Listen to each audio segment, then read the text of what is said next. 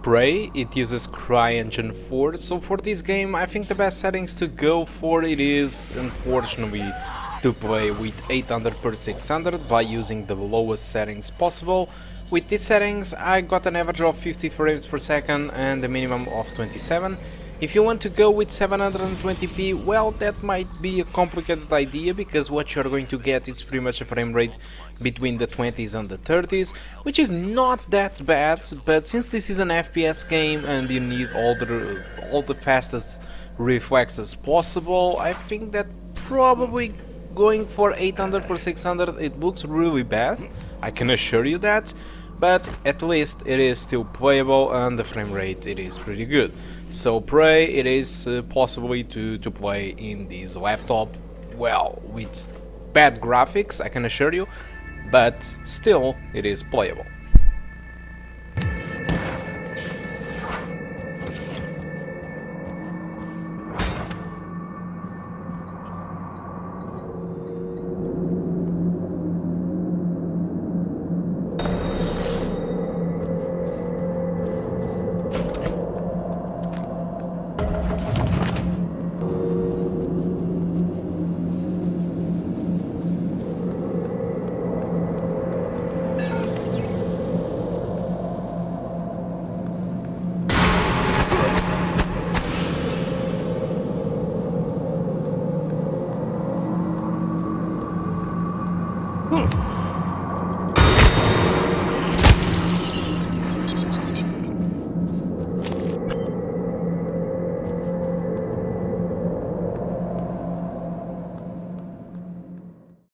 Dreamfall chapters, the final cuts. So this is some sort of definitive edition of Dreamfall chapters, which received a lot of changes into the game.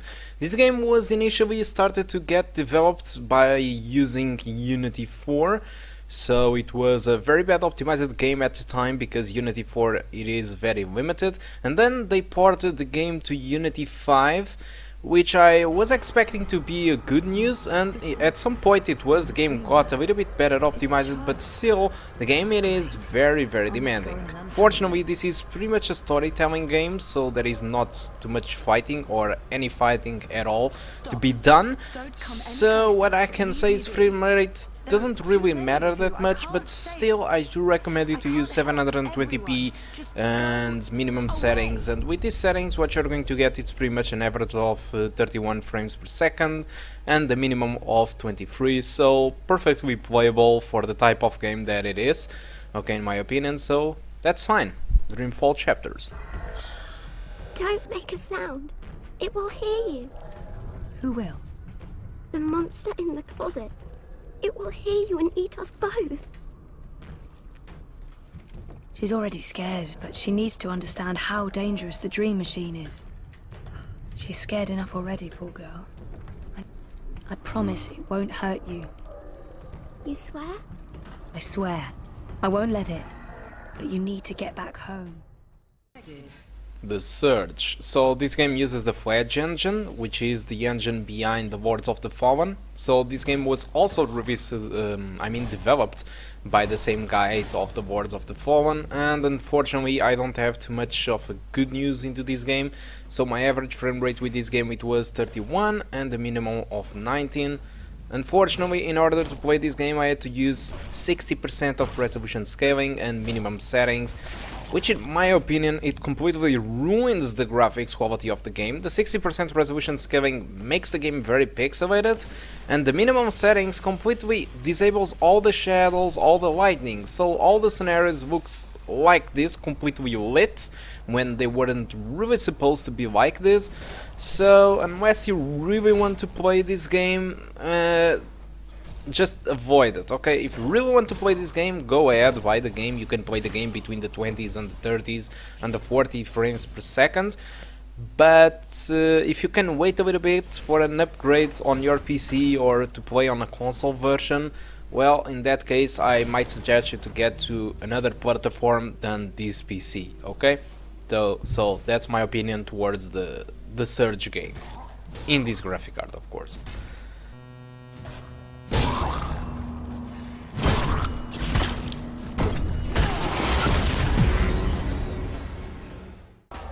NBA Playground. So this is a fun game that uses Unreal Engine 4.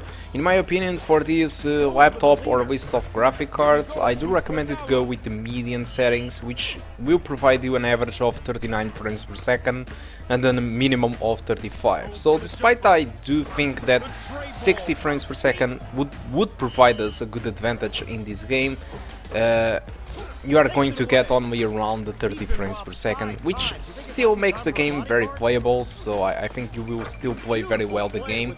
The low settings are really bad, I don't really recommend you. The resolution is very low, the textures are awful, there is no lightning, just like the Surge. So I think you should really stick with the median settings, which is a good news for this old laptop.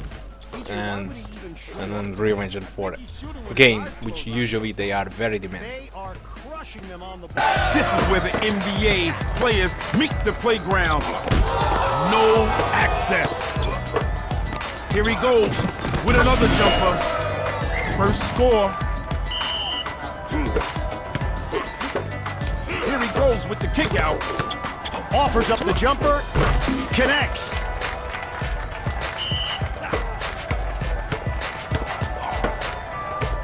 Goes with a leaner.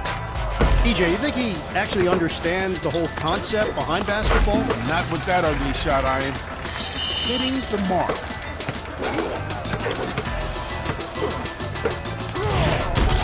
Denied.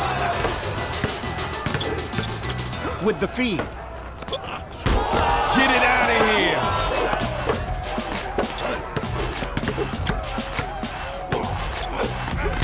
Ooh, that stings.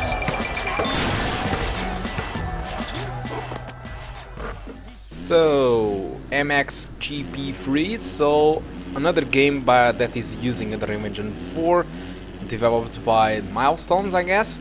So I decided to go play this game with 720p minimum settings, and unfortunately the results weren't really that good.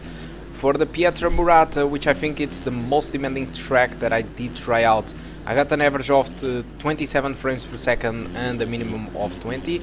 This is some sort of a bad result in my opinion, because it was supposed for you to play racing games above 30 frames per second. Especially car games, you should play it at 60.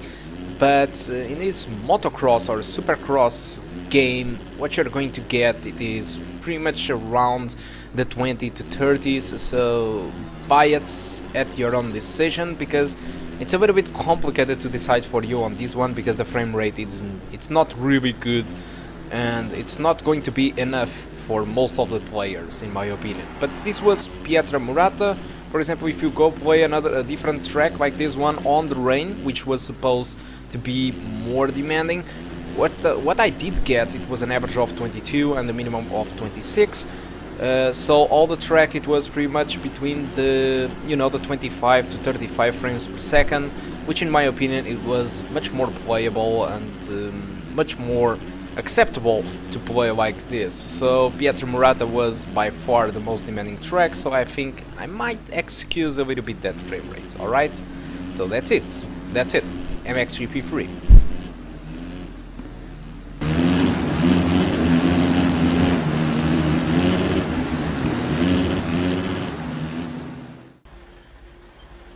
Vanquish, developed by Platinum Games. This game uses their engine, I mean the engine behind the Platinum Games, the engine that they did decide to use.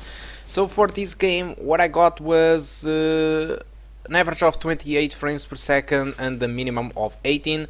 Those 18 frames per second as a minimum only occur when big explosion happens, because this game, it is full of effects, a lot of shots, a lot of particles, a lot of smoke. As you can see, there is a ton of stuff going on, a lot of shadows and stuff and particles all over the place. So this usually only happens when there is a ton of stuff going on. This is when you see those 18 frames per second or those low 20 frames. Because apart from that, what you're going to get is pretty much a 30 frames per second or 28. I think it's acceptable, it's not really good, but I think it's not going to get in the way of your gameplay. So I got this with the low settings, which is still good, despite the shadows are really awful in these settings. and with the textures on I, okay? So, Vanquish.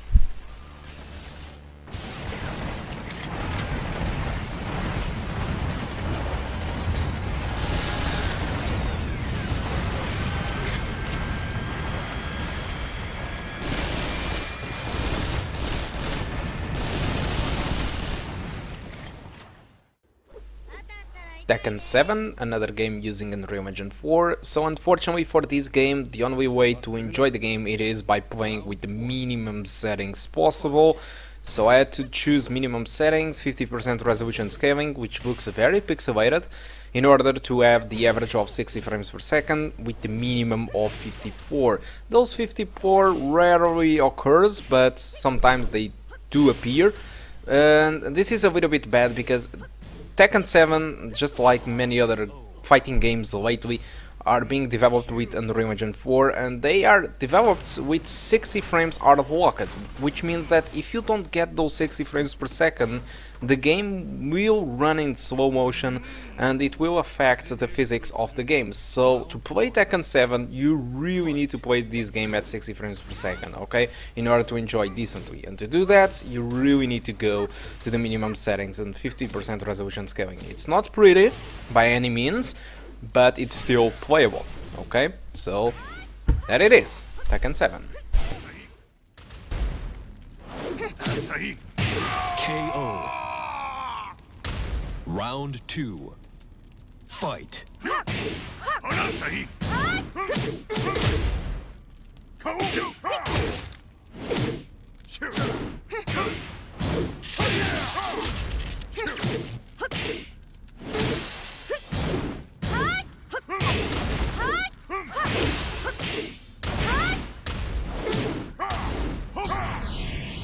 KO. You win. 今日はこんぐらいで許したるわ。Dirt 4, developed by Codemasters and using their latest version of their engine, the Eagle 4 engine. In order to enjoy this game, not entirely enjoyable, to be honest. I had to play with a custom ultra low settings. What I've done, it was to choose the game to play with 720p resolution, and I choose it to play with ultra low settings, but then I added, for example, foliage, because if you don't add foliage, what you're going to see is just a green field with no foliage at all, which is very weird. I enabled the crowds, which is the persons outside the track, to make a little bit more realistic. And also I enabled shadows, because a game without shadows looks really dull. And by doing this, what I got was an average of 33 frames per second and a minimum of 29, so I could say that probably what you're going to get is a frame rate above 30 frames per second. It's not really enjoyable for this type of game, especially if you are going to play in the simulation mode. Those 30 frames per second might get a little bit on the way, because it might get a little bit more complicated to handle the car, but if you are going to play as an arcade racer, I think you will be fine by playing with these 30 frames per second. So that's my opinion on Dirt 4. Left 5, into right 4, and left 3 overcrest. Don't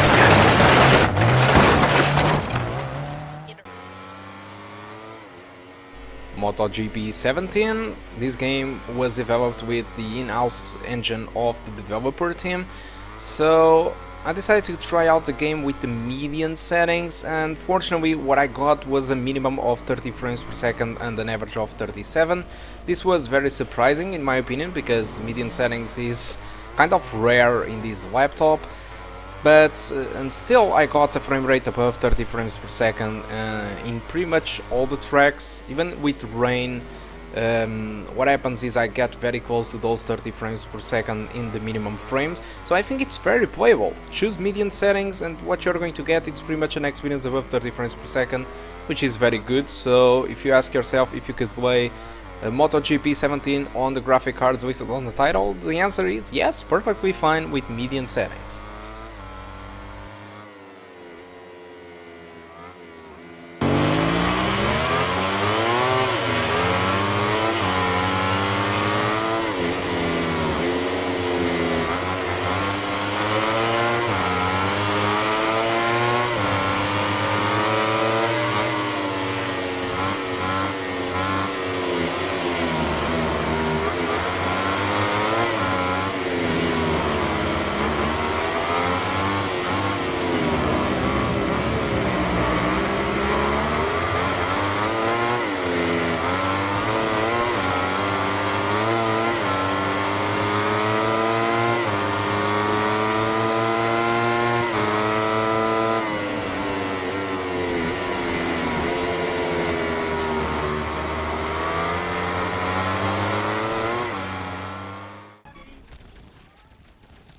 So Nex Machina, this comes from a developer that usually develops games for PlayStation 4 and exclusives for, PlayStation 4. And they usually create some sort of retro games but with awesome effects and awesome graphics. This time Nex Machina decided to come to the PC, and to be honest, this is not really my cup of tea, but decidedly the effects and graphics on this game, it is amazing for the twin sticker shooter that it is. So with the minimum settings and 720p resolution, what I got was an average of 31 frames per second and the minimum of 27. I still think that 60 frames per second on this game would be completely amazing, but still 30 frames per second, even with a couple of drops to 27, still amaze me all the time how playable it is and how spectacular the effects are. So completely playable in my opinion if you want to buy this game for this graphic card. Full dash.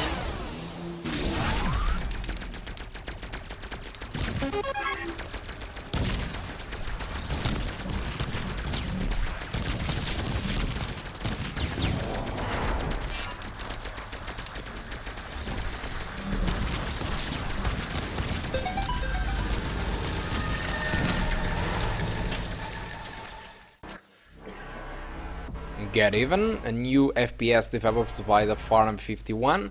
So this game, it is using Unreal Engine 3 and had everything to run fine with medium settings, but unfortunately it's not really the case. I had to play the game with the low settings. Keep in mind that there is still possibility to go lower than that, but it didn't really benefit me at any time, because the very low settings do provide a small boost in performance and gets me much worse graphics than it should be.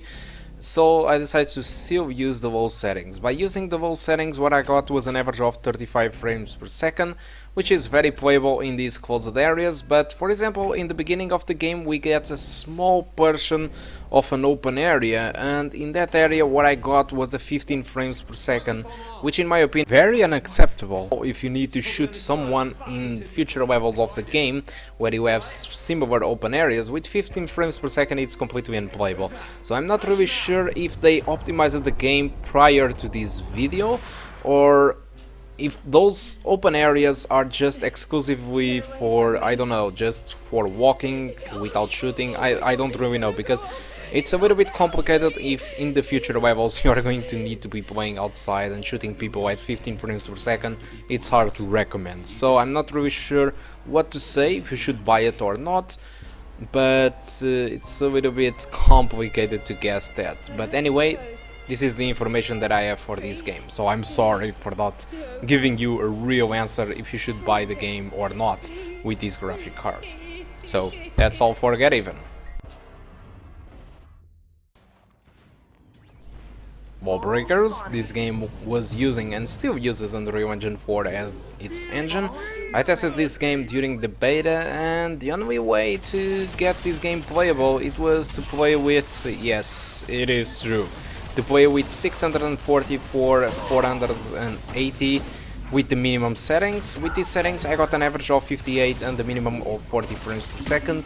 I decided that these frame rates, I decided that these settings was the way to go, because this game, it is very fast paced, so you need to have as much frame rate as you can, especially trying to get as much close as possible as 60 frames per second. But yeah, the visual quality really suffers a lot. Anyway, I'm not really sure if you are interested in playing this game, because this game, some months ago there was news about how dead it was regarding the amount of players playing. So it's just some information about the game, alright? So that's Lawbreakers.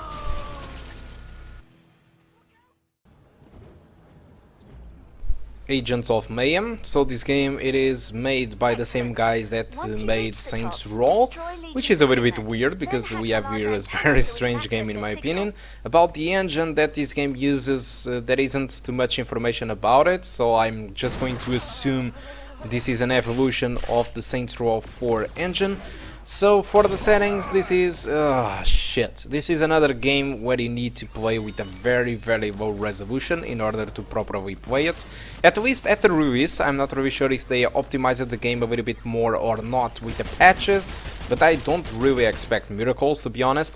So in order to play this game, I had to play the game with 640 by 360 with the low settings. I had TXAA on, but you can decide to turn it off. There is not too much of a difference in frame rate. TXAA on, it's just going to blur all the stuff, and with TXAA off, what you're going to see is more pixels. So TXAA on, you get blur but no pixels. TXAA off, you are going to get pixels but no blur. With these settings, what I got was an average of 33 frames per second and a minimum of 24, so it's pretty much acceptable, especially if you decide to play this game with the gamepad. It will feel more or less right, aside from the graphics that you're going to see, which will be really bad.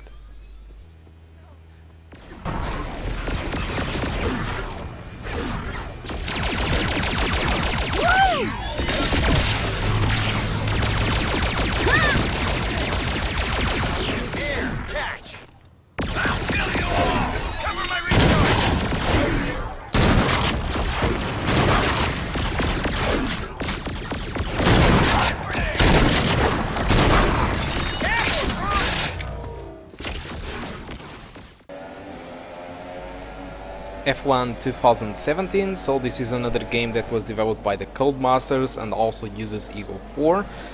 So in order to properly play this game, I recommend you to go with 720p, choose the ultra low settings and use TAA check reporting. So there is multiple options on the anti-aliasing. You can choose off, TAA check reported or TAA. If you choose TAA check reported, you are going to get more performance than with anti-aliasing off. So I fully recommend you to use TAA checkerboard, and with this what you're going to get, it's an experience above 30 frames per second all the time. I don't have proper results for this game because I noticed that at the time I decided to test the game with anti-aliasing off first, and only then in this video I decided to go for TAA checkerboard, but I didn't test it with results.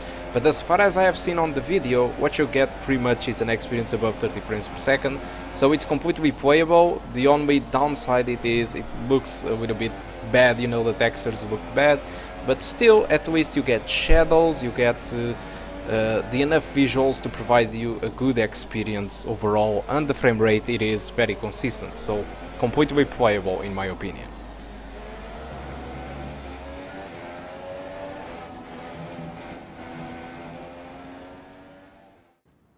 Absolver, so this is indie fighting game, a little bit weird. It seems that it mixes a little bit of Dark Souls with martial arts, I mean fighting. So this game uses Unreal Engine 4, and in order to properly play this game I had to use low settings and resolution scaling set to 60%.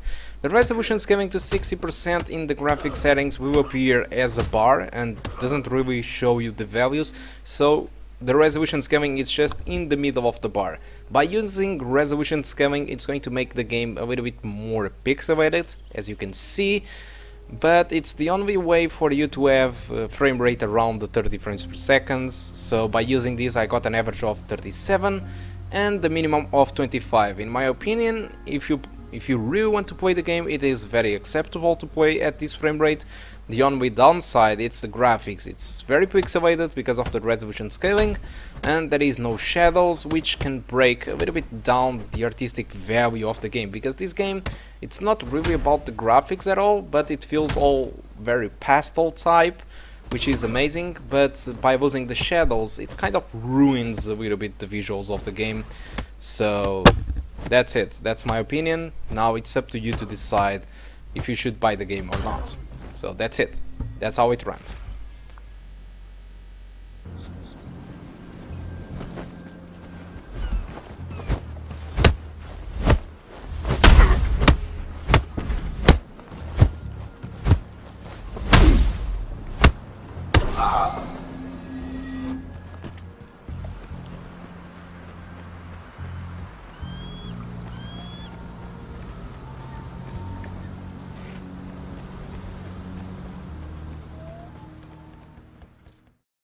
Life is Strange Before the Storm, so this is a prequel of the Life is Strange game. So all that it happens in this game, it is the past from the story of the main game.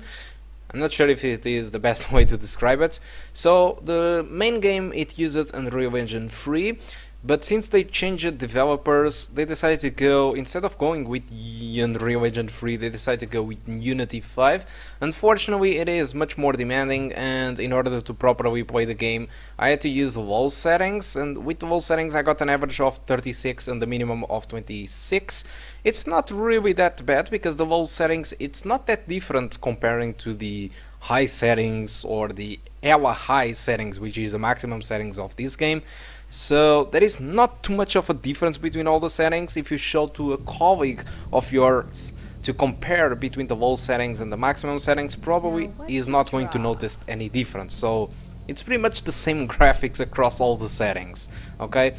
As for the frame rate, I think it's completely acceptable, because Life is Strange, it's all about the story, it's all about the decisions. So I'm pretty sure that the frame rate, it's not going to get in the way of your experience. So if you intend to play Life is Strange Before the Storm with this laptop or with this list of graphic cards, let me tell you that you are going to get a great experience. Okay, that's it.